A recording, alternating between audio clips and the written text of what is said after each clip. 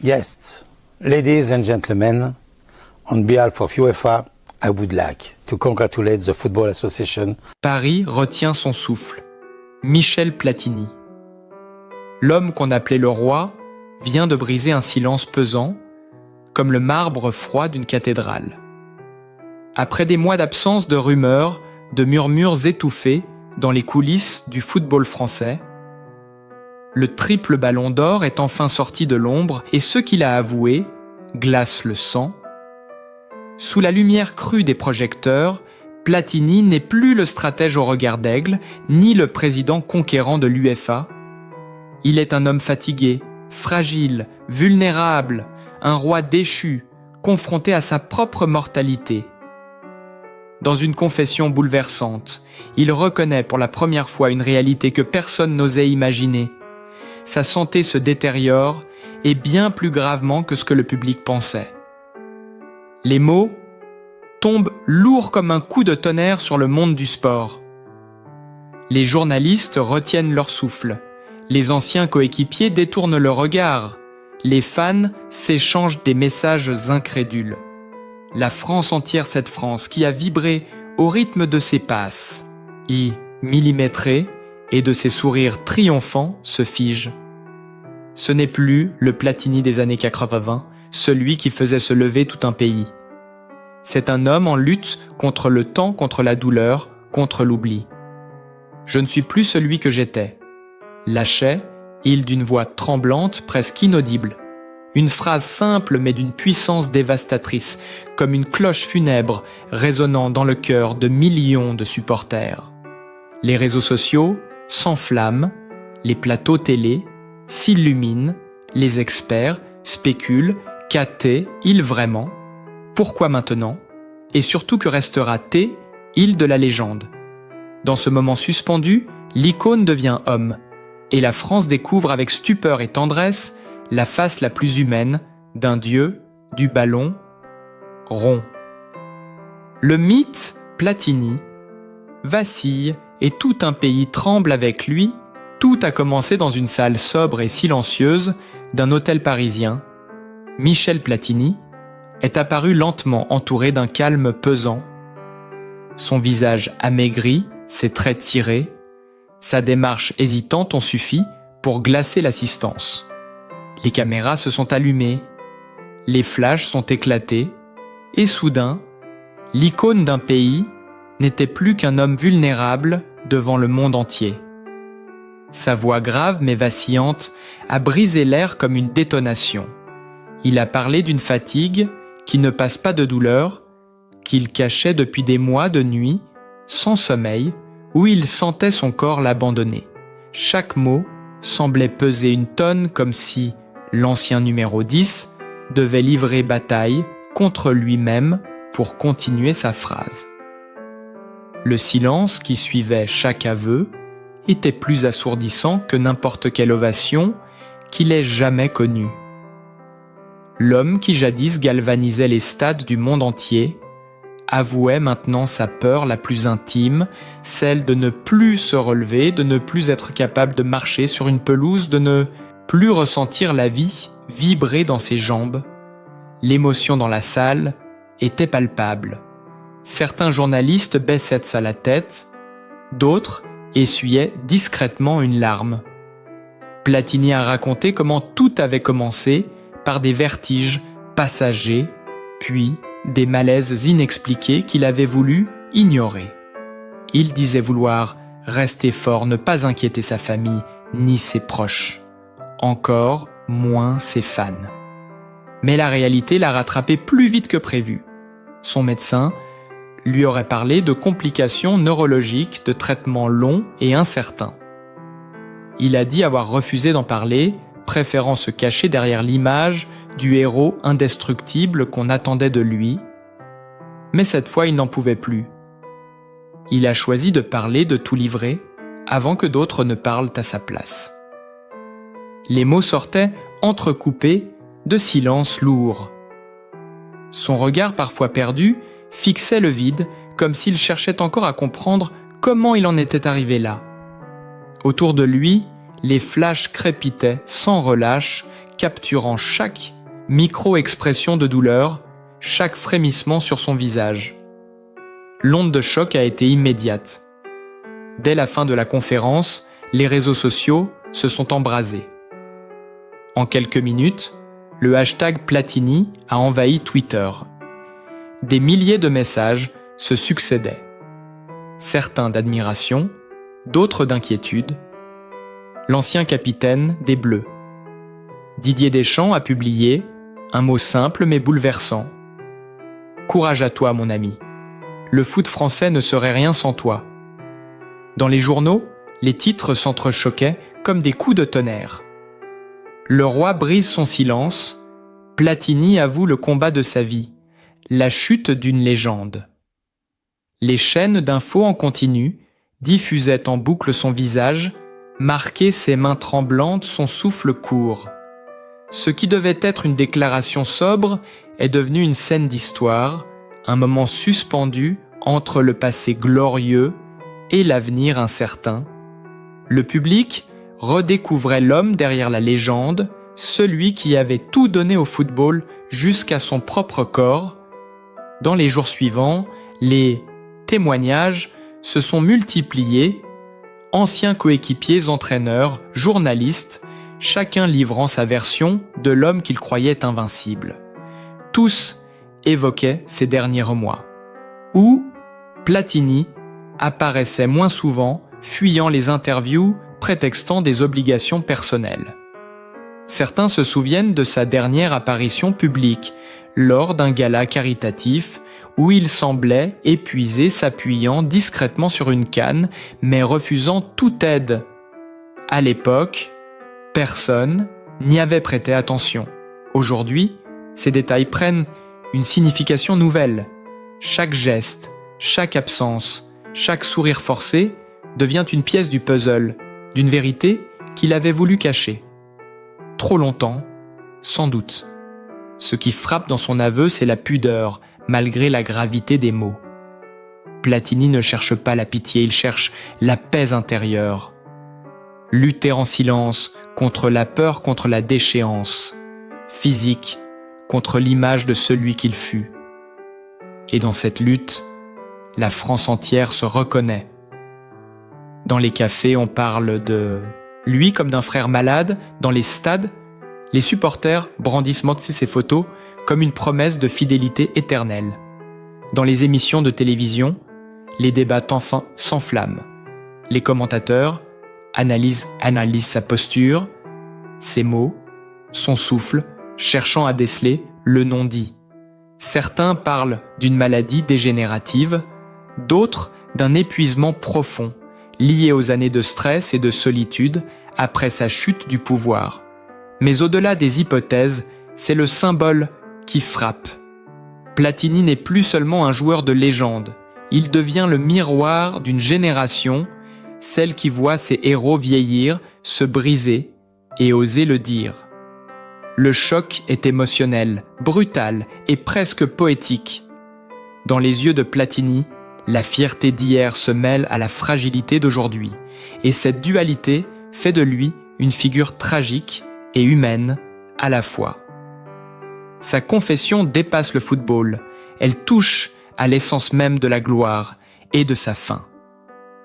Au fil des heures, son image envahit les unes des journaux, son regard fixe semble parler, encore comme une prière silencieuse au public qu'il a tant aimé.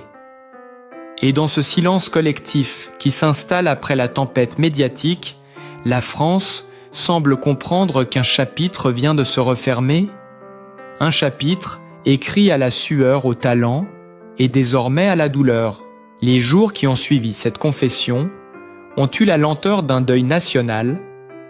Michel Platini n'était plus seulement une icône du sport. Il devenait le visage d'une France bouleversée par la fragilité de ses légendes. Les images de sa conférence faisèrent le tour du monde. Chaque chaîne d'information les rediffusait en boucle. Cette main tremblante posée sur la table, ce regard à la fois digne et brisé, cette voix qui vacille sous le poids d'une vérité trop longtemps contenue. Dans les rues de Nancy, sa ville natale, les habitants déposaient des fleurs devant le vieux stade. Marcel Picot, là où tout avait commencé.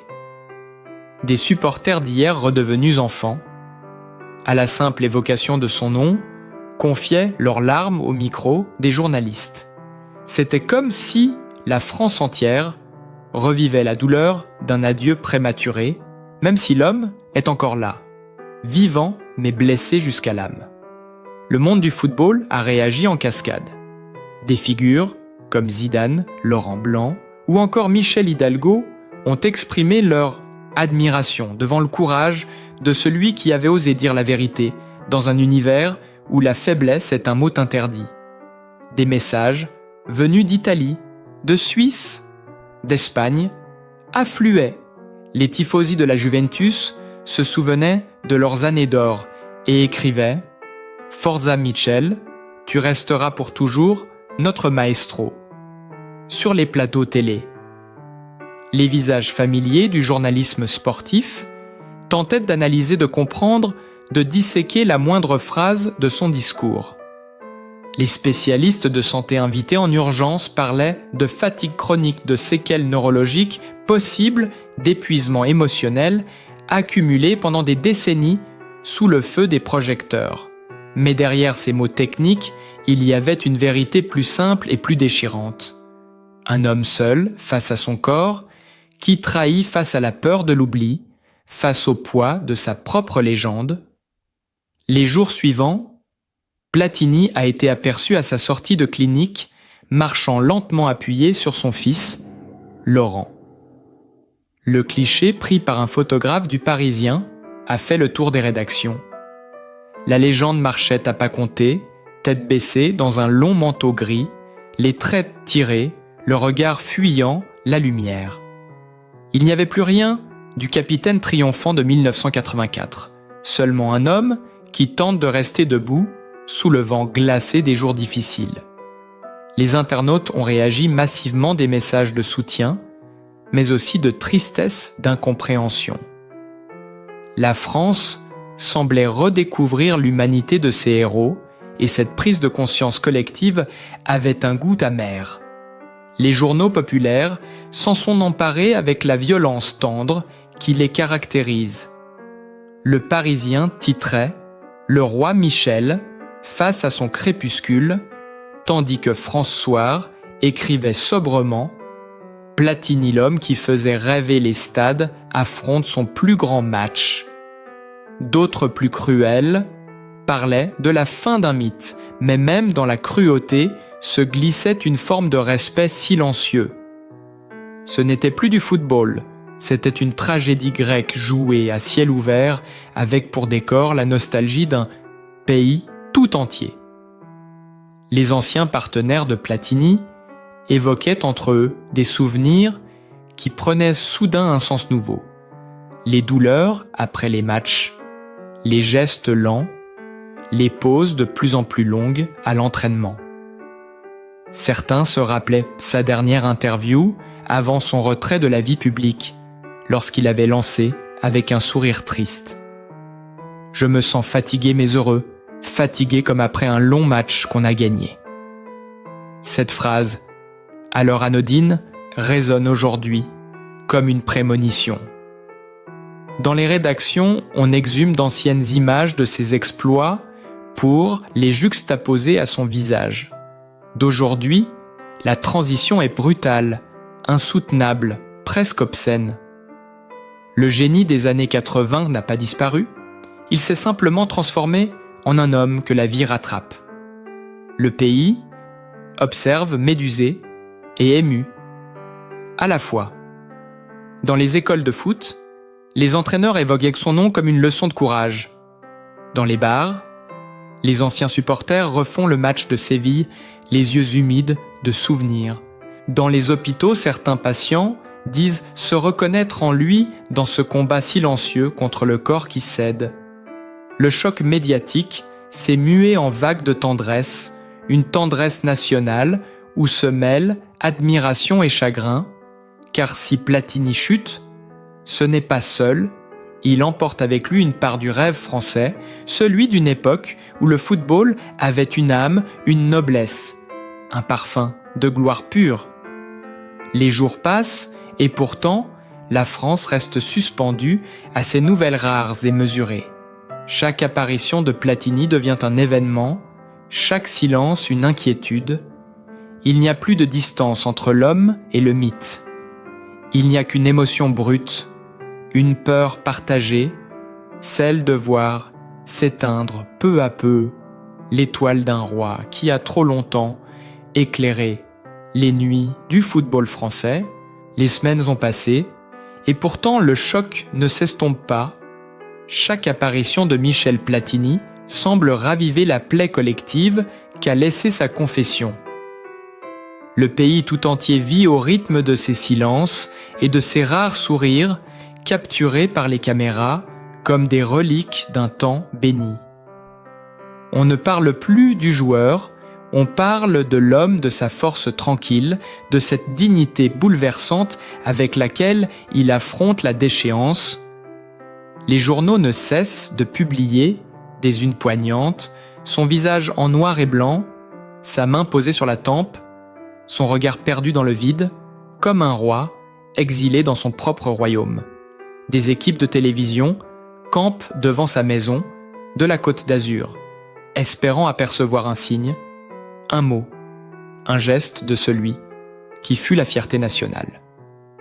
Les journalistes racontent qu'il passe de longues heures face à la mer, seul souvent, les yeux dans le bleu sans fin du large, comme s'il cherchait là une réponse que le monde ne peut plus lui offrir.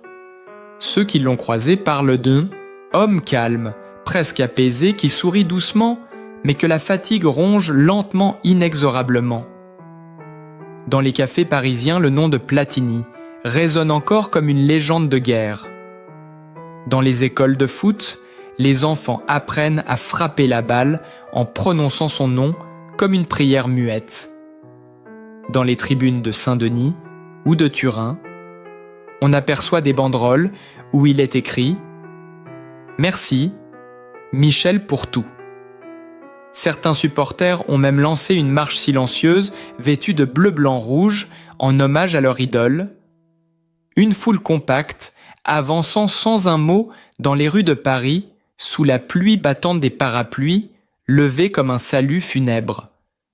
L'émotion est à son comble lorsque les écrans géants diffusent son visage pendant que la foule chante la Marseillaise, les larmes aux yeux. On sent que quelque chose de plus grand que le football est en train de se produire, une communion nationale autour d'un homme qui a tout donné et qui maintenant se bat contre l'invisible dans les coulisses de la Fédération française de football. Les dirigeants se concertent pour lui rendre hommage d'une manière qui soit à la hauteur de sa légende. Certains veulent rebaptiser le stade de Nancy à son nom. D'autres suggèrent une soirée de gala retransmise en direct pour soutenir la recherche médicale. Platini lui refuse toute cérémonie trop solennelle. Il dit vouloir rester discret, humble. Il déteste qu'on parle de lui au passé. Cette phrase prononcée à demi-mot lors d'une interview exclusive a bouleversé la France entière. On ne parle pas de moi au passé, je suis encore là, vivant. C'était un cri du cœur, un sursaut de fierté qui a redonné un souffle à ceux qui craignaient déjà le pire. Ce refus de se laisser réduire à sa fragilité fascine autant qu'il émeut. Certains chroniqueurs y voient la preuve d'une force morale exceptionnelle. D'autres, une ultime défense face à la peur de l'oubli. Quoi qu'il en soit, cette phrase est devenue virale, gravée sur des milliers de publications. Je suis encore là, vivant symbole d'une résistance silencieuse et digne. L'Europe entière observe le phénomène Platini avec une fascination presque mystique. En Italie, des journaux publient des éditoriaux vibrants rappelant le maestro qu'il fut à la Juventus. À Turin, les supporters déposent des maillots à son effigie sur les grilles du stade comme pour conjurer le sort. À Genève, d'anciens collaborateurs de l'UEFA confient leur admiration pour son courage et sa lucidité même au plus fort de la tourmente. En France, les plateaux télé continuent de s'enflammer chaque soir, des heures de débats autour de son état de santé, de son héritage, de son rapport à la gloire. Certains psychologues invités à commenter son attitude parlent d'un processus rare d'acceptation publique de la vulnérabilité d'un héros national, une mise à nu qui bouleverse les codes d'un monde habitué à dissimuler les faiblesses. Derrière chaque mot, chaque silence, on sent une tension électrique, une émotion brute qui tient le pays en haleine. Ce n'est plus simplement une histoire de football, c'est une tragédie moderne, jouée en direct avec, pour toile de fond, la chute d'un dieu et la naissance d'un homme. Les journaux du matin s'arrachent les photos, les moindres confidences, chaque détail devient un symbole, chaque apparition, un événement mondial, et dans le tumulte médiatique, une certitude s'impose. Michel Platini n'a jamais été aussi vivant, aussi présent, aussi profondément humain qu'aujourd'hui. Et puis il y a eu cette soirée d'hiver où tout a basculé. Une fois de plus, une image un instant, suspendue qui a bouleversé la France entière. Ce soir-là, Michel Platini est apparu à la télévision, pour la première fois depuis des semaines, un plateau sobre, un fauteuil gris, un éclairage tamisé, pas de public, pas de bruit, juste lui face à la caméra. Son regard droit, ses mains jointes, comme pour se protéger du froid invisible qui l'entourait. Sa voix d'abord hésitante a repris ce timbre que des générations entières reconnaissent entre mille. Il a parlé lentement d'un ton calme, presque solennel. Il a dit qu'il n'avait plus peur, qu'il voulait affronter les jours à venir avec la même exigence qu'il mettait autrefois dans chacun de ses matchs. Il a dit qu'il voulait remercier la France pour son amour, ses lettres, ses mots déposés devant sa maison. Il a avoué que cette vague d'affection l'avait sauvé d'une forme d'abandon de lui-même. Ces mots simples mais vibrants résonnaient comme une confession d'âme nue. Une minute de silence a suivi sur le plateau, une de ces minutes où le temps s'arrête, où tout devient lourd d'émotions, comme si le pays tout entier respirait au même rythme que lui. Sur les réseaux, les réactions ont explosé, une marée d'applaudissements virtuels, de messages d'amour et de respect. Des hashtags comme Platini Courage et Le Roi est debout ont envahi Internet. Dans les cafés, les écrans diffusaient la scène en boucle et les conversations s'éteignaient dès que son visage apparaissait. Il y avait dans l'air quelque chose d'indicible, une gravité mêlée de tendresse, une impression que chacun venait d'assister à un moment d'histoire pure, sans artifice, sans mise en scène, juste la vérité d'un homme face à lui-même. Les jours suivants, les journaux titraient sur son incroyable résilience. Le Monde écrivait « La dignité d'un roi blessé ». L'équipe parlait de renaissance intime, tandis que Paris Match publiait une série de photos bouleversantes prises dans sa maison de Cassis. Michel Platini apparaissait en pull beige, assis près d'une grande fenêtre ouverte sur la mer, son regard plongé dans l'horizon. Le photographe décrivait un homme silencieux, concentré sur le bruit du vent et des vagues. Un cliché en particulier a bouleversé le pays.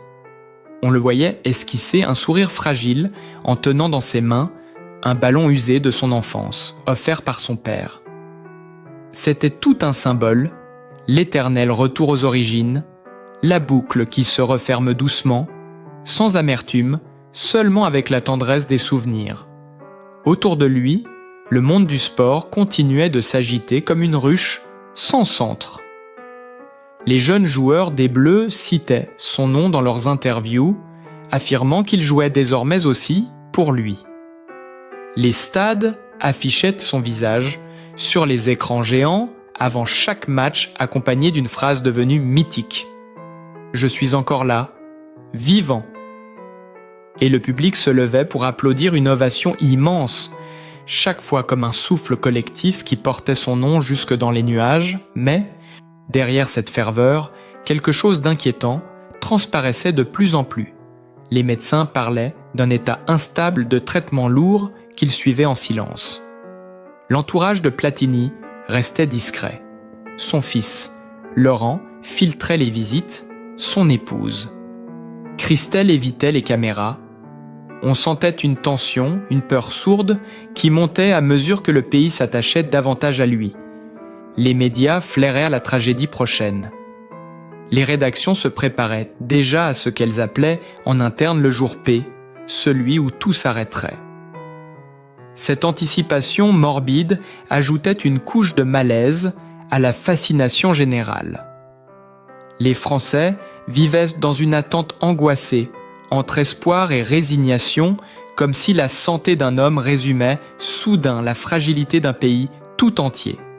Pourtant, malgré tout, malgré la fatigue, malgré les murmures, malgré la peur, Michel Platini continuait d'exister, de se battre.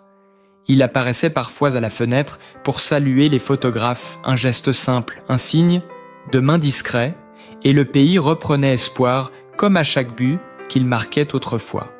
Il n'y avait plus de terrain, plus de ballons, plus de trophées, mais le même élan, la même foi silencieuse dans la beauté du combat.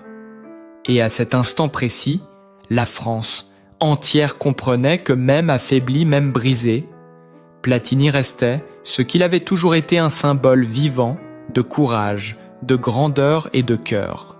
Et puis le silence est revenu, ce silence lourd et doux, à la fois celui qui précède les légendes.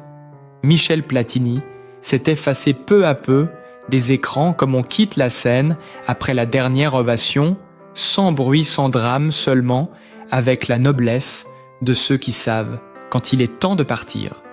Son regard demeure dans la mémoire collective, ce regard plein de lumière et de fatigue, ce regard d'homme qui a tout donné à un pays, à un sport, à une idée de la beauté.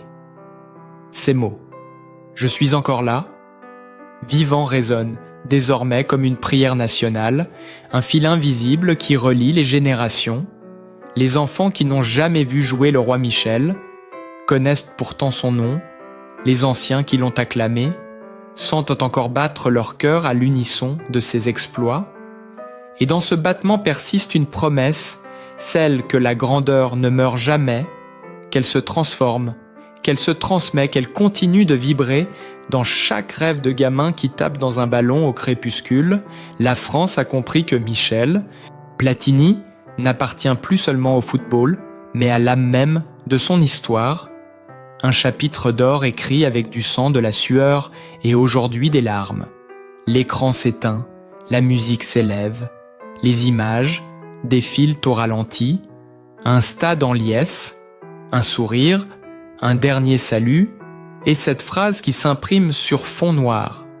Le roi n'est pas mort, il veille encore, et toi, public, toi qui as vécu chaque seconde de cette émotion inoubliable, abonne-toi pour ne pas manquer la suite de cette saga humaine, de ces histoires vraies qui bouleversent nos certitudes et rallument nos cœurs.